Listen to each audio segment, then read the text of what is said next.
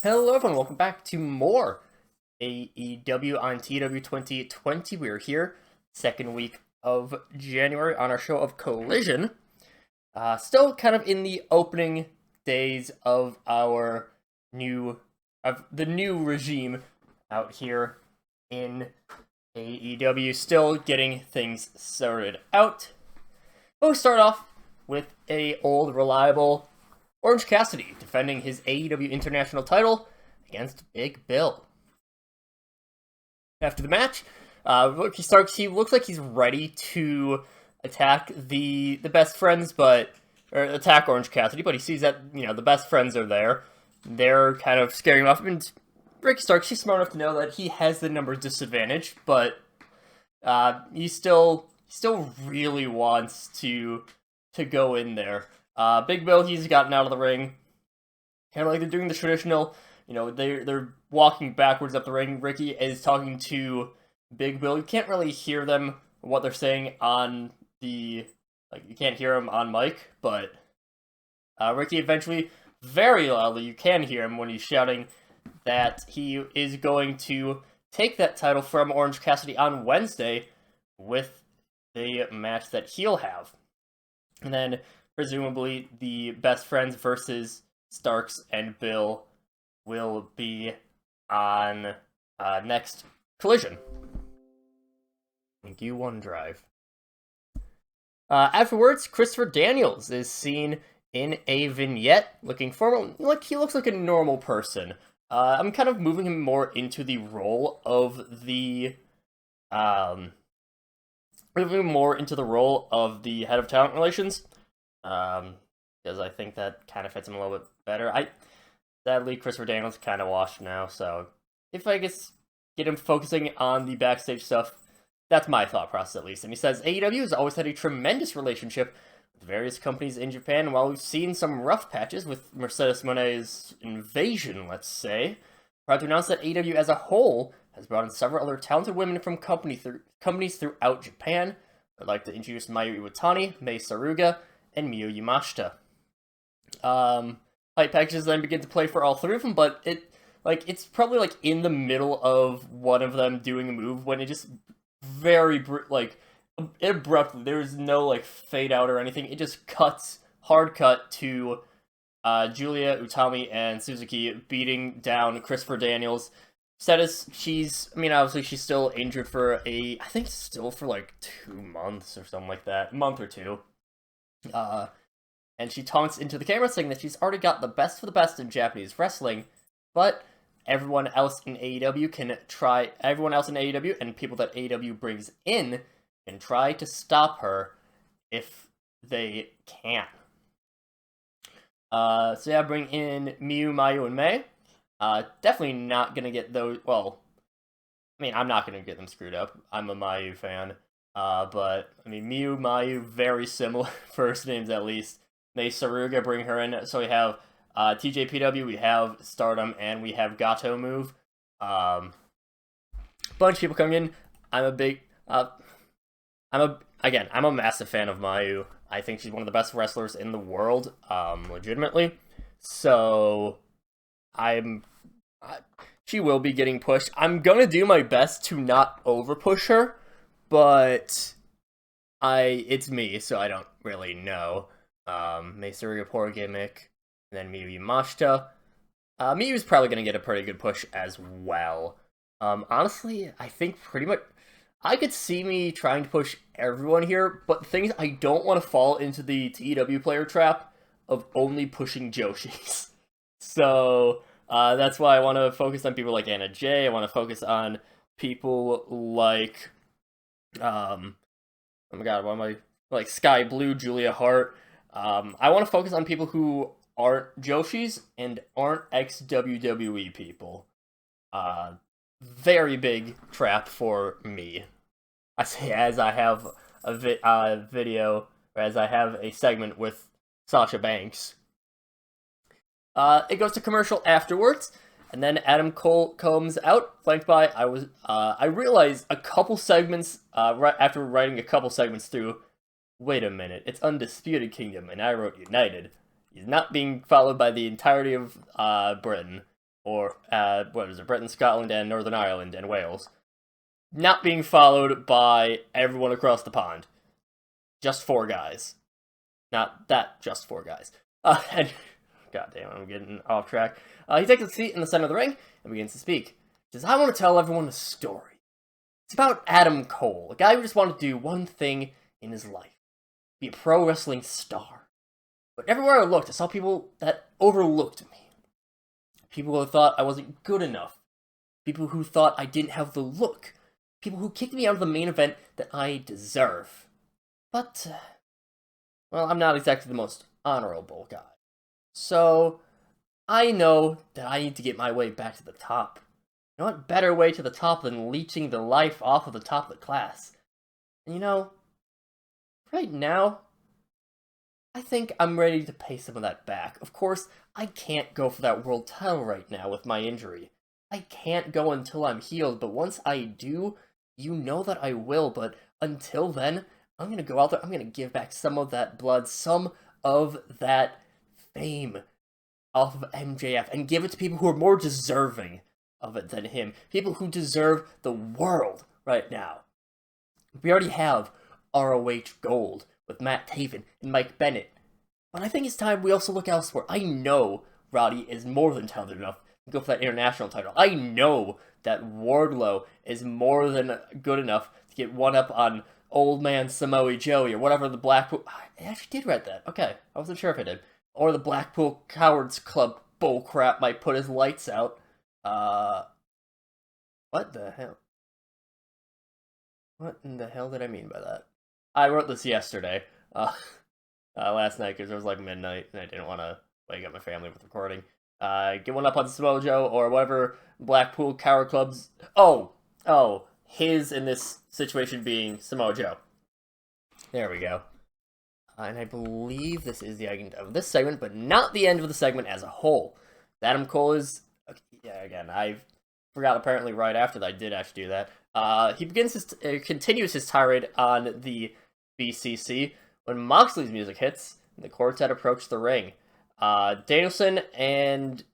so Claudio, he's coming in from the ramp proper, while I imagine, like, you have 3 different crowd entrances. Obviously, cameras trying to flip through them, of Mox, Danielson, and Yuta all heading out.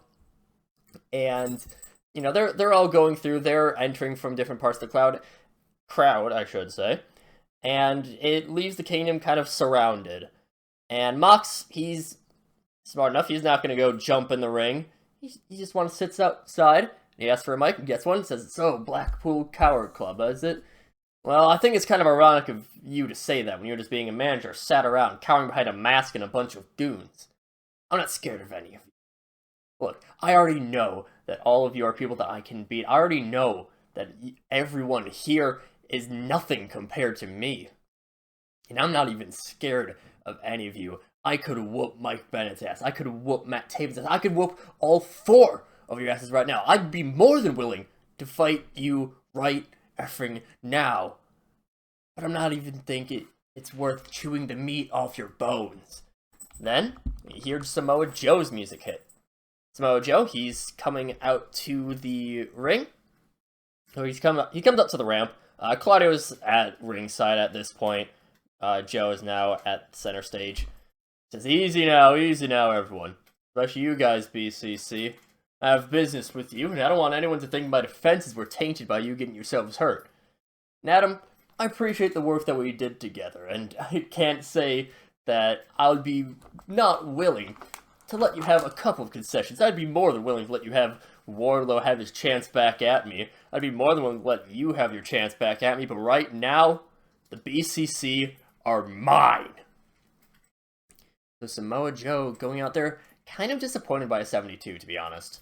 I was hoping that'd be higher, but, especially because Adam Cole was actually higher rated than this. Okay.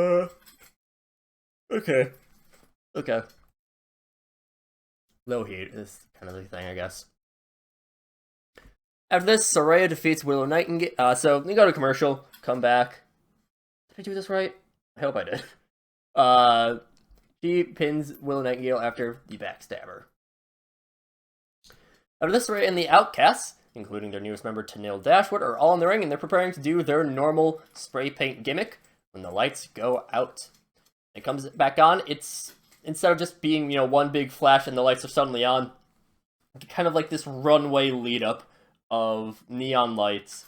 They surround the stage, and then I'm kind of imagining you get a couple spotlights in, and, we know that Naomi Trinity likes her neon lights, so she's wearing, light-up jacket, basically.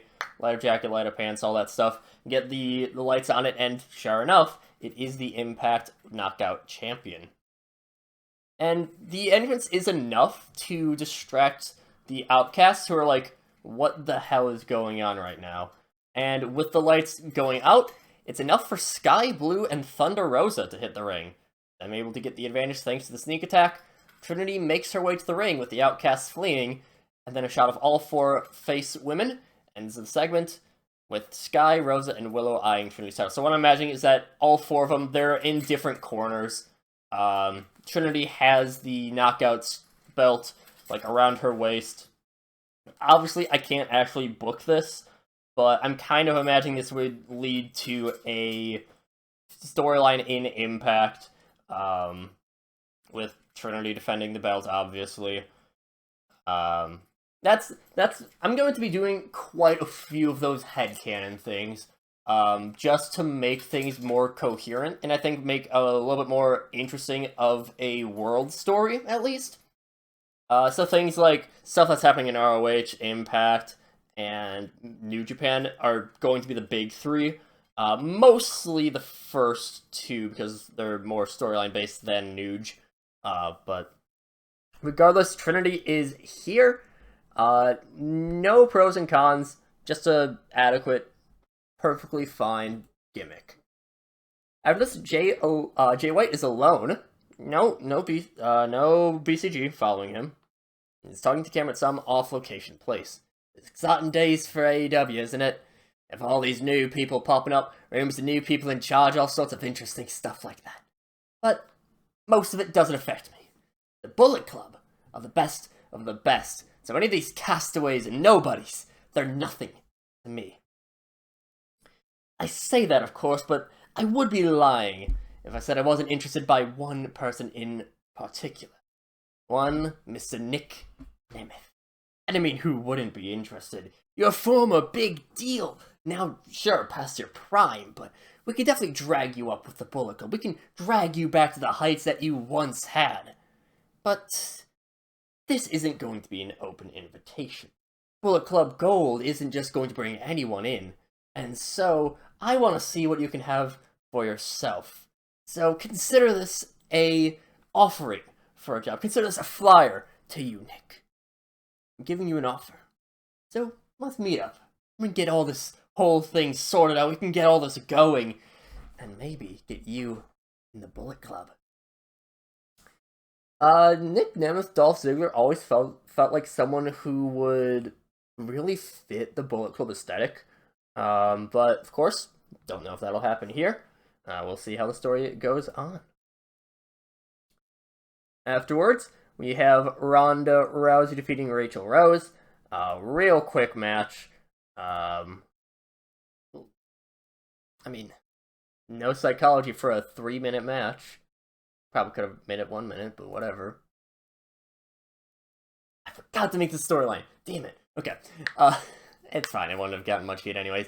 They're in the ring. They're looking badass, doing whatever it is that they do.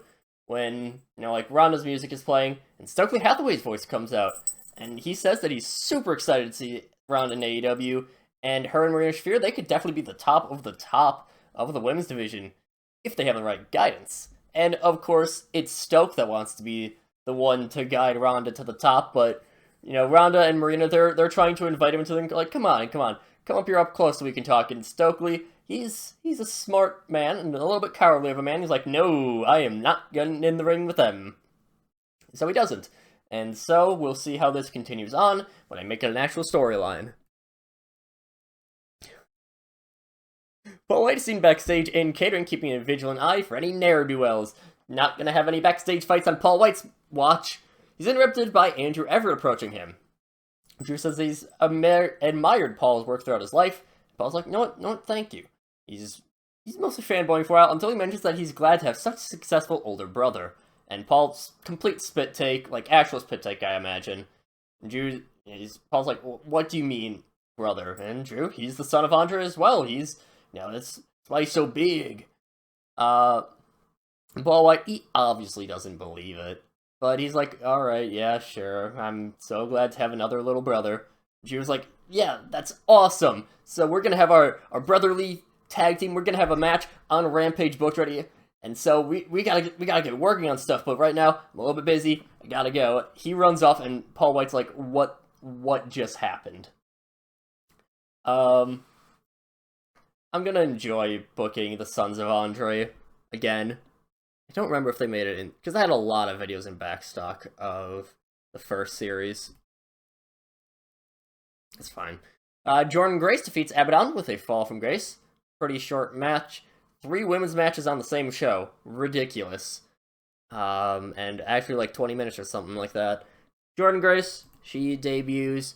Yeah, that's fine. A little bit injured, but not a big deal. Lexi Nair comes into the ring, and she wants to interview Jordan Grace about her arrival in AEW. Jordan, she puts herself over. She's one of the best she's one of the best women's wrestlers. She's pound for pound one of the strongest out there.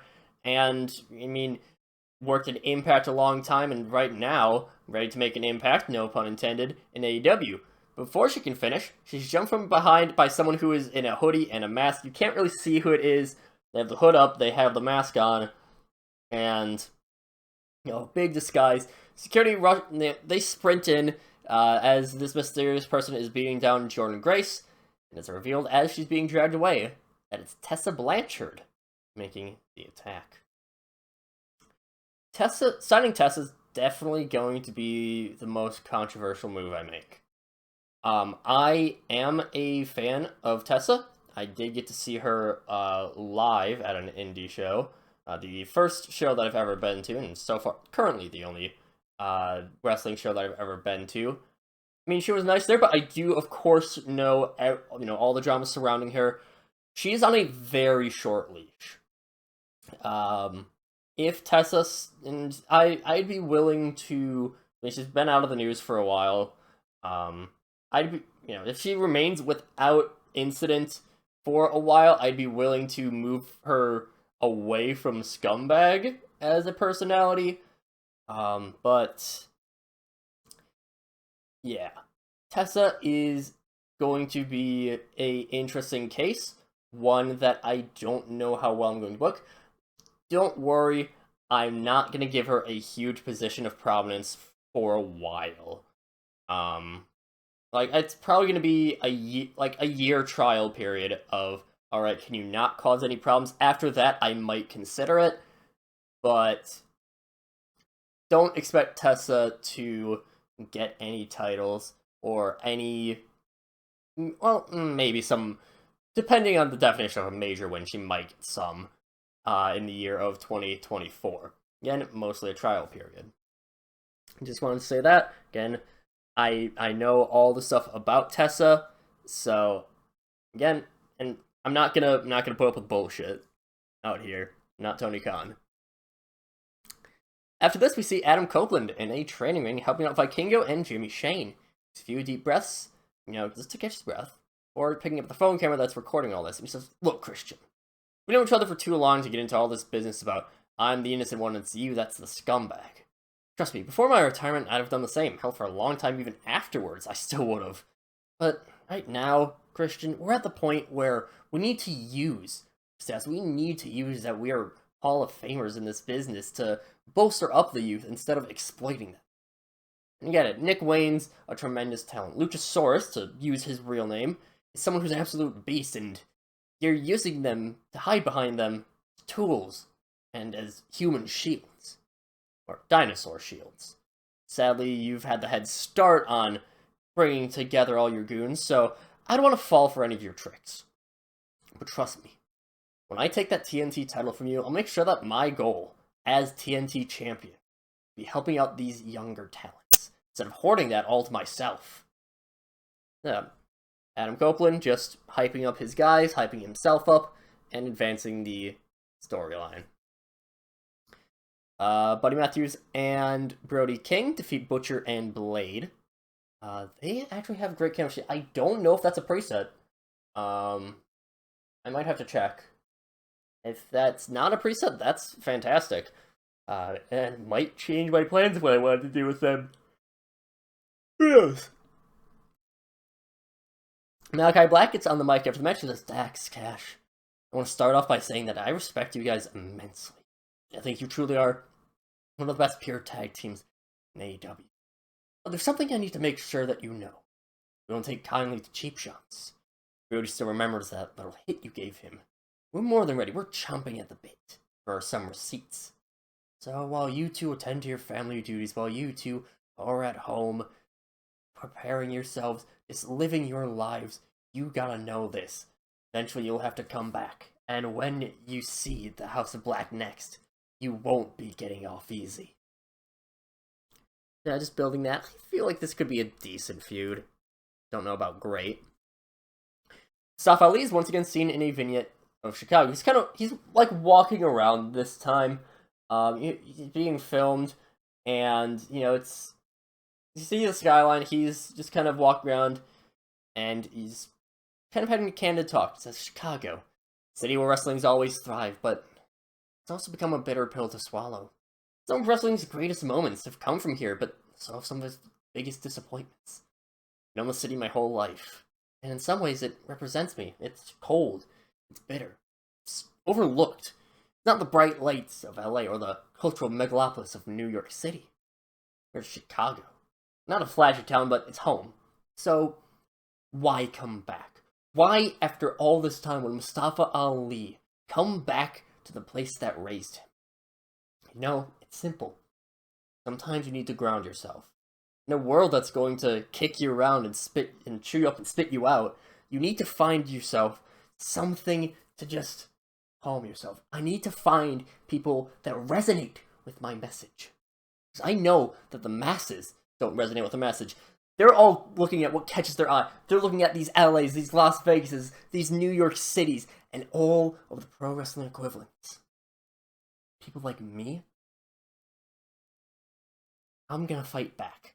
And even if I've lost my passion, maybe, just maybe, I can feel a spark from it. Even at the end of my rope. So, Mustafa Ali kind of just bolstering himself a little bit more as we head into our main event, where Samoa Joe defeats Claudio by submission, but Wheeler Yuta accidentally hit Claudio, and Joe makes defense number 1 of his world title. Brian was on commentary during this match, and Mox and Yuta, they're on the outside of the ring. They're cheering up Claudio. They want to make sure that he's, keep him hyped, keep him good. And Wheeler, he's getting fired up more and more as he gets on the apron to cheer on further. And Claudio, he goes over there. He's being like, all right, I get it. I need you to calm down. I need to focus on this.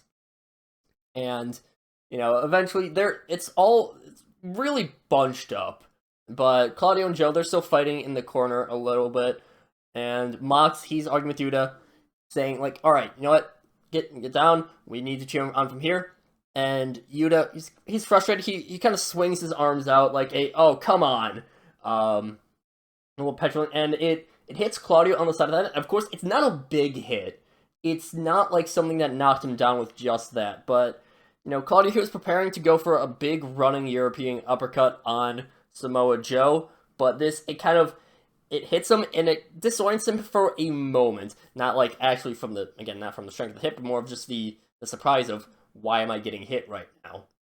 And that gives enough time for Samoa Joe to take advantage of the small distraction and, beats up Claudio a little bit, puts him to a muscle buster, hits it. We're going to say he pins instead of submits. And yeah, and 1, 2, 3, Samoa Joe retains. Bryan immediately gets off of commentary. He and Mox, they're having a discussion with their whipping boy, their young son, about his actions during the match, while Joe's left in the ring to celebrate his title defense.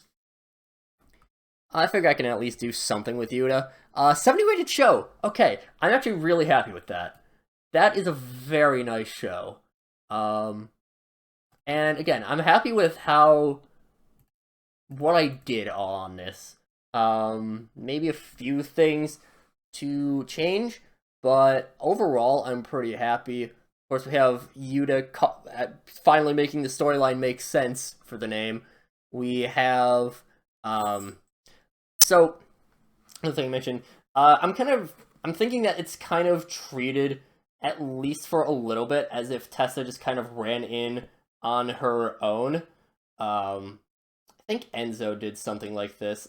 I know, great comparison, but it's treated as if she's just kind of going rogue, and she's putting herself into the company. That's kind of how I'm going to treat it, at least for a little bit. Well, at least it's going to be treated that way until whenever she next shows up on TV. But we have they'll have some sibling bonding. We have Trinity debut. Pretty big show. I'm happy with this.